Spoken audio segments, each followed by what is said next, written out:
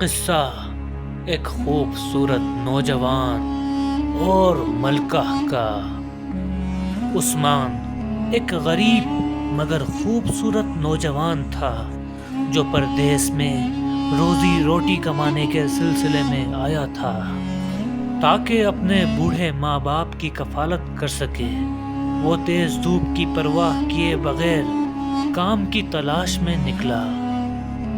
گرمی کی شدت اتنی تھی کہ اس کا سارا جسم پسینے سے شرابور ہو چکا تھا۔ چنانچہ اس کا گزر ایک محل کے سامنے سے ہوا۔ وہ محل کے سامنے سے گزر ہی رہا تھا کہ ملکہ کی نظر بشیر پر پڑی۔ ملکہ بشیر کو دیکھتے ہی اس پر فدا ہو گئی۔ ملکہ نے فوراً اپنے کنیزوں کو حکم دیا کہ وہ اس نوجوان کو اپنے پاس لے آئے۔ چنانچہ ملکہ کی کنیزیں بشیر کو محل میں لے آئیں۔ ملکہ نے اپنے کنیزوں سے کہا کہ اس سے پہلے میں اس نوجوان کے سامنے حاضر ہوں، اس نوجوان کو محل کے سب سے خاص کمرے میں بلا لاؤ۔ محل کی خادمائیں بشیر کے پاس آئیں اور کہنے لگیں کہ ملکہ چاہتی ہیں آپ خوب تیار ہو کر محل کے سب سے خاص کمرے میں تشریف لے آئیں۔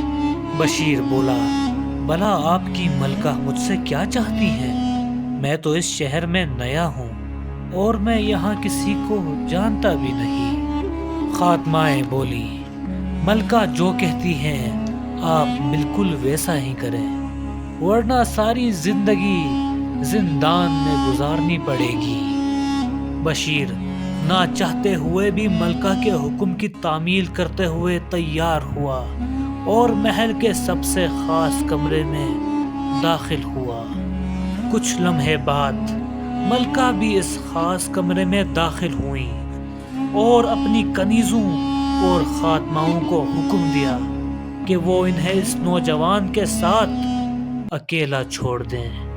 جب ہر کوئی اس کمرے سے چلا گیا تو ملکہ بشیر سے مخاطب ہوئی اور کہنے لگیں، میں چاہتی ہوں کہ تم اس محل میں میرے خادم بن کر رہو، اور جب میں چاہوں تم میری نفسانی خواہش کو بھی پورا کر دو۔ بشیر پریشان ہو کر سوچنے لگا کہ میں کہاں پھنس گیا؟ میں تو رزق حلال کمانے آیا تھا اور یہ میرے ساتھ کیا ہونے لگا؟ بشیر ملکہ سے مخاطب ہو کر کہنے لگا، ملکہ حضور، میں پردیس میں اس لیے آیا ہوں تاکہ رزق حلال کما سکوں۔ آپ چاہیں مجھے جیسی بھی لالچ دے دیں، میں آپ کے حکم پر عمل نہیں کر سکتا۔ ملکہ بولی، تم گھبراؤ نہیں، اس بات کا کسی کو علم نہ ہو پائے گا اور تمہیں اچھی خاصی دولت بھی ملتی رہے گی۔ جب بشیر کسی بھی طرح سے ملکہ کی باتوں میں نہ آیا اور صاف انکار کر دیا تو ملکہ آگ بگولا ہو گئی اور اپنی کنیزوں کو بلا کر زبردستی بشیر کو اپنی طرف مائل کرنے کی کوشش کرنے لگی۔ بشیر بے بسی اور لاچاری کی کیفیت میں زور زور سے چلا کر کہنے لگا، ملکہ حضور، میں آپ کی حکم کی تعمیل کروں گا۔ بشیر نے ایک بار پھر کہا، میں آپ کی حکم کی تعمیل کروں گا، مگر مجھے کچھ لمحے کے لیے تنہا چھوڑ دیں، پھر وہی ہوگا جو آپ چاہیں گی۔ ملکہ نے اسے کچھ دیر کے لیے اس کے خواہش کے مطابق محل کے ایک علیحدہ کمرے میں جانے کی اجازت دے دی۔ چنانچہ بہت سوچنے کے بعد اس کے ذہن میں ایک ترکیب آئی۔ اس نے اپنی غلاظت اپنے پورے جسم پر مل کر رکھ دی۔ پھر وہ اسی حالت میں ملکہ کے سامنے پیش ہوا۔ ہر کسی نے بدبو کے باعث اپنے منہ پر ہاتھ رکھ دی۔ اس نے اپنے آپ کو اتنا غلیظ کر دیا تھا کہ ملکہ نے حکم دیا کہ فوراً اسے میرے نظروں کے سامنے سے دور کر دو۔ جب بشیر کو محل سے نکال دیا گیا تو وہ جلدی سے کسی نالے کے پاس پہنچ کر اپنا جسم صاف کرنے لگا۔ اس طرح سے کچھ حد تک جسم کو صاف کر دینے کے بعد جب وہ بازار پہنچا تو ہر کوئی کہنے لگا، اتنی اچھی خوشبو کہاں سے آ رہی ہے؟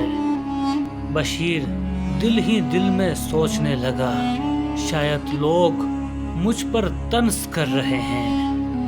وہ فوراً وہاں سے نکلا اور کہیں اور جا پہنچا تو وہاں بھی لوگ حیرانی سے کہنے لگے، اتنی اچھی خوشبو آ کہاں سے رہی ہے؟ اس طرح سے بشیر کو یقین ہوا کہ یہ اس کا وہم نہیں بلکہ حقیقت ہے۔ وہ جہاں جہاں بھی جا رہا ہے خوشبو وہاں وہاں آ رہی ہے۔ بشیر کو یقین ہو گیا کہ اس کے پرہیزگار ہونے کی وجہ سے اس پر یہ خدا کا بہت بڑا کرم ہوا ہے۔ بشیر نے خدا کا شکر ادا کیا اور ایک بار پھر خوشی خوشی کام کی تلاش میں ادھر ادھر بھٹکنے لگا۔ اس طرح کچھ دن کام کی تلاش میں گھومنے کے بعد بشیر کو بالآخر ملازمت مل ہی گئی۔ وہ ایک کارخانے میں ایک اچھی تنخواہ کے ساتھ کام کرنے لگا۔ اس طرح سے وقت گزرتا گیا۔ بشیر نے کارخانے میں دن رات محنت کی اور ایک وقت ایسا آ گیا کہ بشیر نے بالآخر اپنا خود کا کارخانہ کھول لیا۔ اس طرح کچھ عرصہ گزرنے کے بعد شہر کے لوگ بشیر کو ایک کامیاب تاجر کے طور پر جاننے لگ گئے تھے۔ یوں اس طرح بشیر نے اپنی زندگی خوشی خوشی گزارنا شروع کر دی۔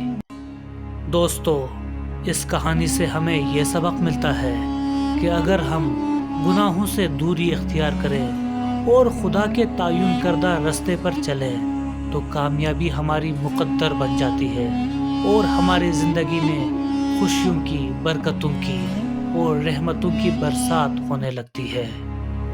امید کرتے ہیں یہ ویڈیو آپ تمام دوستوں کو پسند آئی ہوگی۔ ویڈیو پسند آئی ہو تو چینل کو سبسکرائب اور ویڈیو کو لائک کرنا نہ بھولیے۔ ملتے ہیں اگلی ویڈیو میں، تب تک کے لیے اللہ حافظ۔